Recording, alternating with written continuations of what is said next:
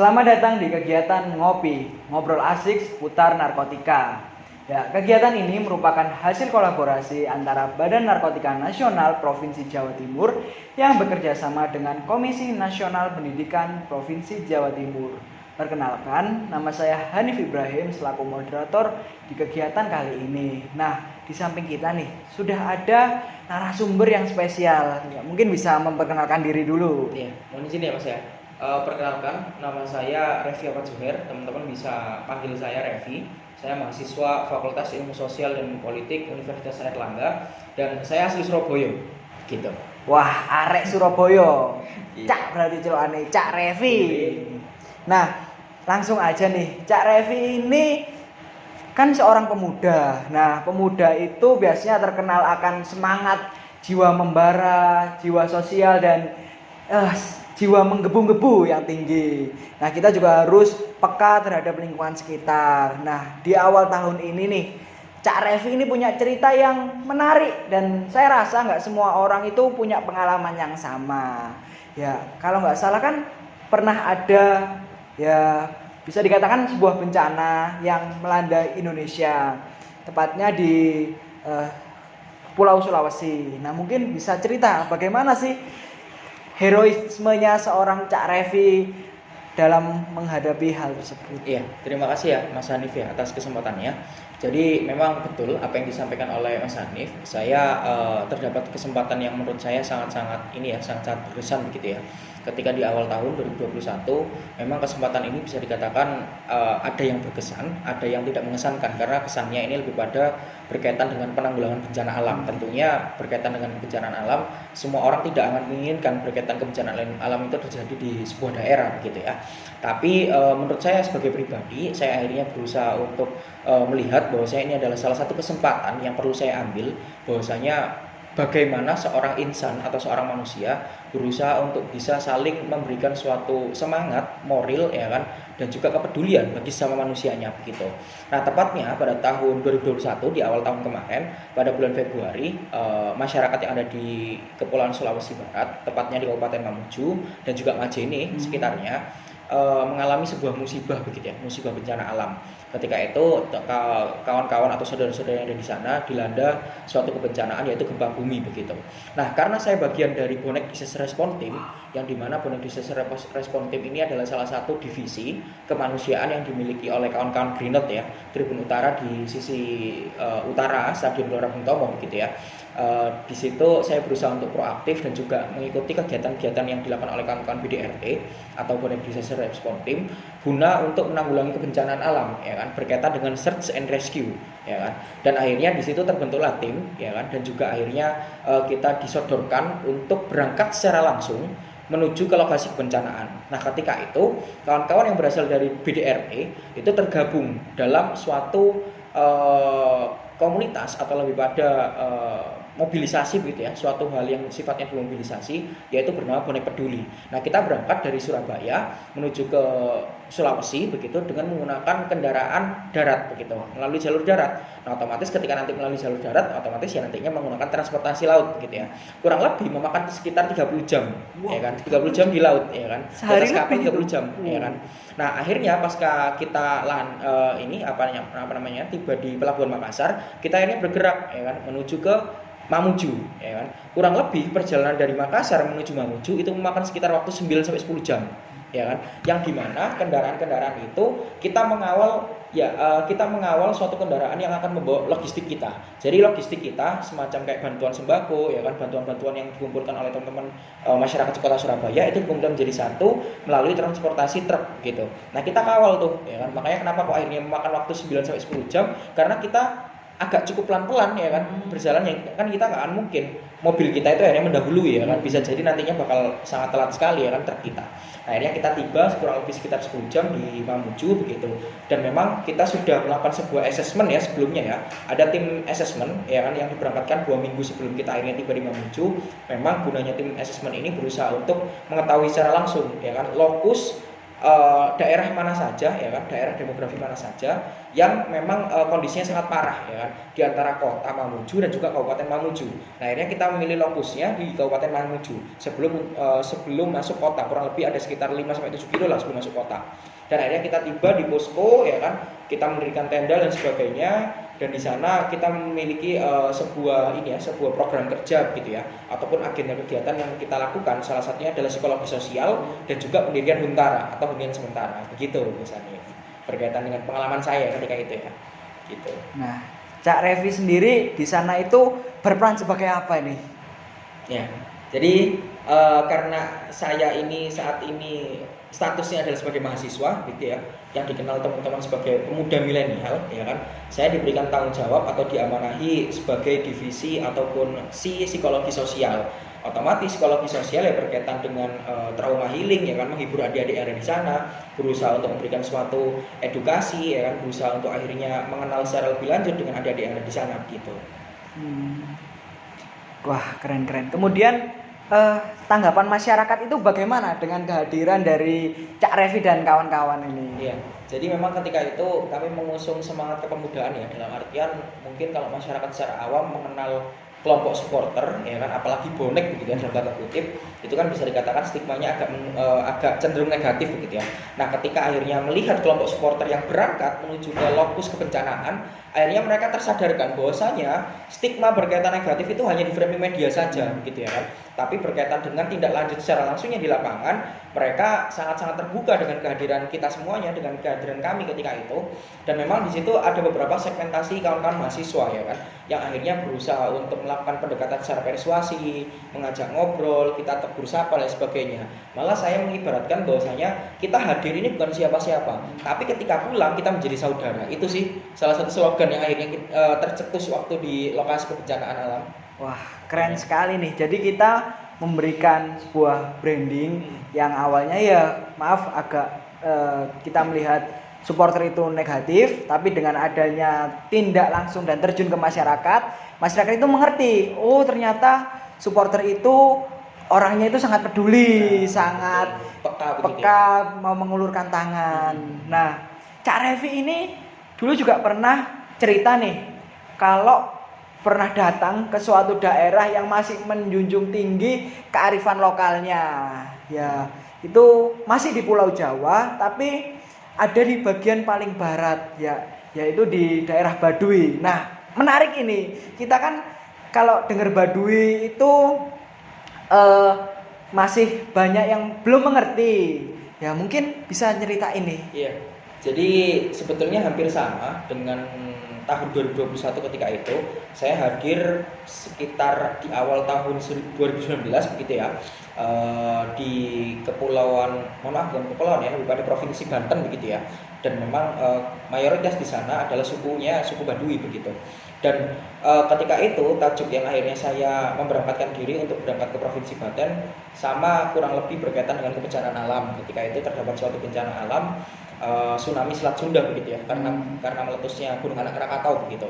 Nah, memang bisa dikatakan salah satu yang akhirnya membuat saya terkesan adalah berkaitan dengan kearifan lokalnya begitu. Mereka memiliki suatu kecenderungan untuk memperlihatkan bahwasanya ini loh budaya saya, ini loh identitas saya, dan tidak semudah itu untuk akhirnya tercipta sebuah akulturasi budaya itu menurut suku Baduy ketika itu ya kan. Dan memang hari ini bisa dikatakan suku Baduy masih sangat eksis begitu ya, berusaha untuk akhirnya menunjukkan identitasnya sebagai seorang suku Baduy. Dan ternyata ketika dia menerima orang dari luar ya kan, contohnya adalah saya secara pribadi, mereka sangat terbuka sekali ya kan. Bahkan ada beberapa juga orang-orang yang di sana berusaha untuk bergotong royong, berusaha untuk akhirnya saling membantu berkaitan dengan penanggulangan bencana alam ketika itu. Dan bisa dikatakan berkaitan dengan hal yang sifatnya ini ya, mistis ataupun lebih pada legenda ataupun mitos begitu ya, itu seringkali saya dengarkan. Saya seringkali mendengar begitu ya, bahwasanya ini berkaitan dengan orang yang menjaga begitu. Ini adalah salah satu akibat bahwasanya manusia itu merusak alam begitu ya. Itu beberapa wejangan-wejangan yang sering saya dengarkan ketika menjadi volunteer di Provinsi Banten, Pandeglang ketika itu. Nah, ketika di Mamuju maupun ketika di Baduy, Pandeglang tepatnya, Itu satu tim berapa orang yang berangkat ke sana? Waktu itu dari Surabaya kita juga melalui jalur darat, kita lewat tol Trans Jawa begitu ya dari Surabaya. Kalau nggak salah satu mobil sekitar ada 6 orang begitu, 6 orang. Tapi akhirnya kita bersosialisasi dengan tim-tim relawan lainnya ketika di posko begitu ya. Kita saling berkenalan ya kan, kita saling bertegur sapa dan akhirnya terbentuk sebuah tim yang terdiri dari 2 kelompok begitu. Satu tim terdiri dari 2 kelompok ya kan. Satu dari kawan-kawan Surabaya, satunya dari relawan kalau nggak salah relawan Tangerang gitu, relawan Tangerang gitu. Jadi kurang lebih ada sekitar 6 plus 7 sekitar 13 lah, 13 orang waktu itu. Nah, kalau yang di Mamuju sendiri berapa orang? Kalau yang di Mamuju kita berangkat kurang lebih 17 orang. 17 orang gitu dari Surabaya. Dari Surabaya semua. Iya. Nah, kemudian bagaimana ya untuk bisa mengajak orang-orang, kan kalau misalnya kita mau ke lokasi bencana mesti ada ketakutan tersendiri, kira-kira ada bencana susulan atau mungkin ada bahaya-bahaya yang mengancam. Nah, itu ada nggak pergolakan sebelum berangkat? Iya. Jadi sekarang ini kita itu mulai tiba di penghujung akhir tahun begitu ya. Di bulan 10 tepatnya, bulan Oktober ya kan. Bahwasanya seringkali di negara kita NKRI itu sering dilanda kebencanaan alam di akhir tahun begitu ya, meskipun kita akhirnya tidak mau untuk merasakan hal tersebut ya kan, kita tidak mendoakan itu akhirnya terjadi begitu, tapi akhirnya karena saya itu karakteristiknya sangat menyukai berkaitan dengan survival ya kan, berkaitan dengan pengabdian masyarakat, berkaitan dengan bersinggungan bagaimana kita membantu untuk berbakti sosial begitu, akhirnya terguncah hati saya untuk akhirnya turun secara langsung. Memang bisa dikatakan saya harus mendapatkan restu dari kedua orang tua saya ya kan. Misalnya katakan worst case-nya atau kejadian terburuknya adalah saya tidak bisa pulang kembali ke rumah misalnya ya kan. Otomatis ya mau tidak mau kedua orang tua saya harus ikhlas ya kan. Itu yang pertama. Lalu yang kedua berkaitan dengan prinsip menjadi volunteer ya, relawan. Otomatis ya bagaimana caranya volunteer ini harus confident, harus percaya diri. Jangan sampai akhirnya ketika di lapangan volunteer ini malah orang yang lebih takut daripada pengungsi ya kan. Otomatis ya nanti diketawain gitu kan, kamu ini volunteer, kamu relawan malah kok takut gitu kan. Nah itu akhirnya berusaha untuk kita tunjukkan ketika di lapangan. Bahkan dalam kondisi apapun, dalam situasi apapun, fisik kita harus prima ya kan. Dan kita sebagai seorang volunteer harus menjaga manner kita, tata krama kita, pembawaan diri kita ya kan. Minimal akhirnya kita berusaha untuk menunjukkan kepercayaan diri bahwasanya volunteer itu berusaha untuk membantu masyarakat yang tertimpa musibah yang ada di bencana alam gitu. Dan kalau misalnya memang berkaitan dengan ketakutan gitu ya, kekhawatiran yang ada di lapangan itu pasti manusiawi begitu ya. Semua orang pasti merasakan ketakutan. Tapi bagaimana akhirnya kalau misalnya kita bekerja secara ikhlas dan juga besar hati atas kuasa Allah yang Maha Kuasa, saya yakin teman-teman akhirnya ketika mencoba untuk menjadi relawan akan percaya diri ketika dalam kondisi yang paling buruk sekalipun begitu. Wah, luar biasa ini. Tadi sempat disebutkan memiliki fisik yang prima. Nah, cara membangun fisik kan kita tahu dengan berolahraga. Nah, ternyata Cak Revi ini sangat menggemari yang namanya olahraga. Sharing-sharing sedikit lah. Iya.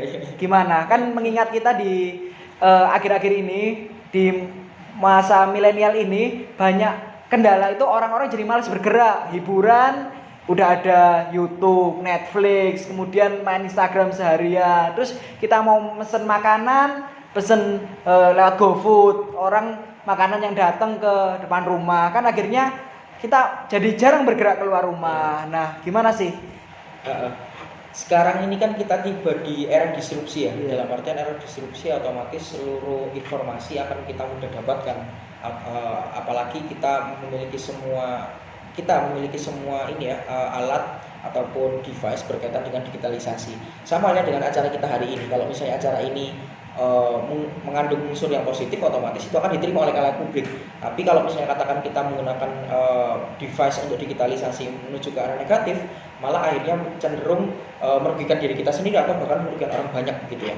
Dan berkaitan dengan keseharian ya kan, aktivitas yang berusaha untuk kita melakukan suatu tindakan atau action ya kan, itu kan lebih pada bagaimana akhirnya tabiat kita untuk terlatih sehari-hari agar tidak cenderung bermalas-malasan begitu. Benar. Bahkan ketika kita mau pesan makanan, udah ada aplikasinya ya kan. Kita mau berangkat ke sekolah, ke kampus, kemanapun itu, udah ada aplikasinya ya kan. Memang semua sudah memasuki era digitalisasi. Tapi kalau misalnya akhirnya kita merasa bahwasanya ketika diri kita itu malas-malasan, itu malah malah cenderung bermuatan hal yang lebih negatif, otomatis harus segera kita tinggalkan ya kan. Contohnya dengan melakukan tindakan olahraga misalnya ya kan. Kalau misalnya berkaitan dengan olahraga, menurut saya itu lebih pada kegemaran Mas ya kan. Kenapa kok gemar ya kan? Kalau gemar itu otomatis kan orang itu tidak terbebani ketika melakukan. Coba kalau misalnya kita tidak gemar gitu ya, kita tidak hobi berolahraga, ya otomatis ya teman-teman merasa terbebani, malas-malasan seperti itu. Kebetulan hobi saya, kegemaran saya adalah berolahraga, terkhusus sepak bola. Sepak bola. Ya. Karena menurut saya teman-teman laki-laki itu, teman-teman cowok begitu ya, itu kan seringkali kalau bicara soal olahraga ya pokoknya leka bal-balan, leka futsal Iya. kan. Sama halnya dengan saya secara pribadi begitu. Bahkan ketika di saat masa kecil ya kan, ketika duduk di bangku SD, ketika itu saya bahkan sudah memimpikan sebagai atlet sepak bola Mas ya kan. Tapi Keren. karena usia ini semakin semakin berlanjut gitu ya kan, godaan ini silih berganti dari kanan kiri ya kan, atas bawah dan sebagainya. Ternyata orientasi saya itu bukan hanya sebagai atlet sepak bola ya kan, tapi orientasi saya hari ini sebagai pendukung ya kan, pendukung atlet sepak bola, pendukung tim kebanggaan kayak gitu ya kan. Karena ya banyak sekali ya godaannya ya, mulai dari orientasi berkuliah ya kan, orientasi pergaulan dan sebagainya seperti itu. Wah, keren. Nah, Cak Revi ini selain berolahraga juga pernah memimpin atau memanajemen jalannya suatu event apa ya? Olahraga ya. Ya mungkin bisa diceritain nih. Iya. Jadi tadi menyambung ketika saya itu memiliki sebuah orientasi untuk menjadi atlet sepak bola begitu ya. Dan akhirnya ketika tiba di bangku perkuliahan otomatis kan pergaulan kita semakin luas gitu. Otomatis godaan-godaan ini akan semakin banyak gitu. Dan sejak saat itu juga akhirnya saya merasa bahwa saya ini bukan sebagai atlet sepak bola nantinya. Di sini saya hanya merasakan kegemaran saja ya kan, kesenangan saja. Dan akhirnya ketika saya duduk di bangku perkuliahan, saya diberikan kesempatan oleh kawan-kawan ya kan. Ketika itu kami sebagai pengurus badan eksekutif mahasiswa, ketika itu dalam tataran fakultas ya kan, kita bersepakat untuk menyelenggarakan sebuah acara yang dinamakan Kopasvisip ya. Dan ketika itu Kopasvisip memang segmentasinya diperuntukkan untuk adik-adik siswa, terutama kawan-kawan SMP dan juga kawan-kawan SMA begitu. Nah, olahraganya menurut saya cukup variatif ya, bukan hanya futsal saja, tapi ada basket ya kan, ada kalau nggak salah volley juga ya kan, volley juga seingat saya ketika itu. Dan akhirnya itu benar-benar dirasakan bahwasanya salah satu hal yang menunjang aktivitas kita selain secara akademik ya, secara kognitif gitu ya, ternyata non akademik olahraga itu juga penting ya kan, untuk bagaimana akhirnya menunjang pola pikir kita dan juga kebugaran kita begitu. Dan akhirnya ketika itu kami bersepakat untuk mengadakan Kopasvisip pada tahun 2019 begitu ya. Dan ketika itu penyelenggaraannya diadakan di kampus C Universitas Airlangga begitu Mas Ani. Wah, keren sekali nih. Nah, kemudian tadi Cak Revi ini bilang kalau dirinya itu seorang mahasiswa ilmu politik ya. Nah, bagaimana sih Cak Revi itu mengaplikasikan ilmu yang dimilikinya dalam kehidupan sehari-hari? Mungkin ikut kegiatan ini atau ya cerita aja. Jadi kalau bicara soal mahasiswa ilmu politik ini ya bisa dikatakan cukup tabu begitu ya dari untuk masyarakat awam, karena apa sih kira-kira yang dipelajari di ilmu politik ya kan, sebagai mahasiswa ilmu politik apa aja sih gitu ya kan. Tapi kalau menurut saya secara pribadi sebagai seorang mahasiswa ilmu politik itu butuh pembelajaran yang lebih begitu. Selain pembelajaran di dalam kelas atau duduk di bangku perkuliahan begitu. Dan akhirnya saya memilih untuk mencari laboratorium saya. Kalau misalnya kawan-kawan fakultas kedokteran, laboratoriumnya ya ibaratnya ya berkaitan dengan alat medis, begitu kan, praktikum dan sebagainya. Nah, kalau misalnya kawan-kawan FISIP ya kan masuk ilmu politik, ya betul ada laboratorium yang ada praktikumnya, ada prakteknya, tapi daripada berkaitan dengan ikut berorganisasi ya kan, menjadi aktivis. Bahkan ketika tahun 2019 saya berkesempatan untuk akhirnya masuk dalam lembaga ad hoc Bawaslu, yaitu sebagai panwascam ya di Kecamatan Kenjeran ketika itu. Dan pada tahun 2020 kemarin pilkada untuk memilih calon wali kota Surabaya dan juga calon wakil wali kota Surabaya, saya berkesempatan untuk menjadi ketua PPS, panitia pemilihan panitia pemungutan suara Kelurahan Baratajaya. Dan ketika itu saya merasa bahwasanya ternyata implementasi saya sebagai mahasiswa ilmu politik itu ternyata terwadahi ya begitu. Dan juga bisa dikatakan itu adalah salah satu pembelajaran di dalam kelas berkaitan dengan mata kuliah tata kelola pemilu. Kebetulan ada. Kebetulan sih, memang ada begitu ya, memang ada. Dan akhirnya saya berusaha untuk mengimplementasikan begitu kan. Nah, setidaknya secara hal yang mendasar atau fundamental saya sudah mengetahui, tapi tinggal prakteknya dan juga implementasinya yang harus saya pelajari. Dan ketika saya berkesempatan untuk duduk di lembaga ad hoc yang berbeda, yang tahun 2019 itu di pengawasan, yang tahun kedua di 2020 itu sebagai penyelenggara, sebagai PPS, itu saya benar-benar mengamati bahwasanya kecenderungan orang-orang untuk menikmati pesta rakyat demokrasi itu memang bisa dikatakan cukup masif sekali. Tinggal bagaimananya antara pihak pengawasan juga pihak penyelenggara itu mampu untuk menghadirkan suatu penyelenggaraan pemilu yang sifatnya demokratis begitu. Wah, jadi kalau kita rangkum nih, sosok Cak Revi ini sudah aktif di kegiatan kepemudaan, kerelawanan, olahraga, politik, banyak sekali kan. Nah, yang jadi pertanyaan bagi saya, kebetulan ini juga kegiatan ini kan didukung oleh BNN. Bagaimana sih kita bisa membentengi diri kita dari bahaya pergaulan? Kan kita tahu semua kalau narkotika itu bisa masuk itu paling mudah dan paling sering itu karena salah pergaulan. Ya, bagaimana ini, Cak Revi? Sebetulnya berkaitan dengan sosialisasi ataupun daripada edukasi berkaitan dengan bahaya narkoba itu saya yakin sudah sering kali dilakukan oleh Badan Narkotika Nasional termasuk BNN Provinsi Jawa Timur begitu ya, yang melakukan support ataupun dukungan pada acara kita hari ini begitu. Tapi memang yang perlu diketahui oleh masyarakat yang lebih luas bahwasanya tidak hanya cukup sosialisasi, tapi menurut saya harus ada 2 langkah yang harus kita lakukan. Yang pertama berkaitan dengan preventif, pencegahan, dan juga penanganan begitu ya. Nah, otomatis berkaitan dengan preventif ini butuh adanya sosialisasi yang lebih masif. Misalnya katakan usia-usia rentan adalah berkaitan dengan usia sekitar usia 16 sampai usia 21 begitu ya. Nah, itu otomatis ya harus diketahui bahwasanya mereka adalah usia-usia yang lebih pada produktif dalam kalangan pemuda dan mereka lagi suka-sukanya untuk berkegiatan, ya kan? Otomatis kalau misalnya udah berkegiatan ya dia pasti bakal mengenal banyak orang begitu. Benar. Ya kan? Betul ya? Benar. Nah, nanti masuk pada usia 21 sampai 25 begitu ya. Itu sebetulnya usia-usia yang lebih pada sudah bisa memilih bahwasanya jalur kita berada di jalur yang tepat atau tidak tepat begitu. Nah, harapannya Badan Narkotika Nasional itu akhirnya mampu untuk melihat secara lebih khusus begitu ya melalui kacamata BNN bagaimana akhirnya sosialisasi ini berjalan efektif dan juga efisien. Karena hari ini menurut saya perlu akhirnya dilakukan oleh kalangan-kalangan pemuda, terutama kalangan-kalangan dari teman-teman yang duduk di bangku SMA misalnya katakan OSIS, MPK, bahkan kalau misalnya teman-teman kampus, teman mahasiswa, ya dilakukan oleh kawan-kawan BEM atau melalui UKM-nya, unit kegiatan mahasiswa, atau dilakukan oleh kawan-kawan pegiat pemuda lainnya begitu ya, organisasi lainnya begitu.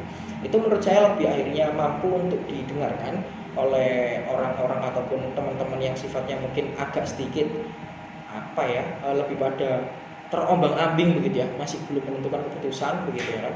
Dan menurut saya itu lebih ringan untuk akhirnya mereka dapatkan sebagai salah satu bahan untuk pembelajaran mereka di kemudian hari.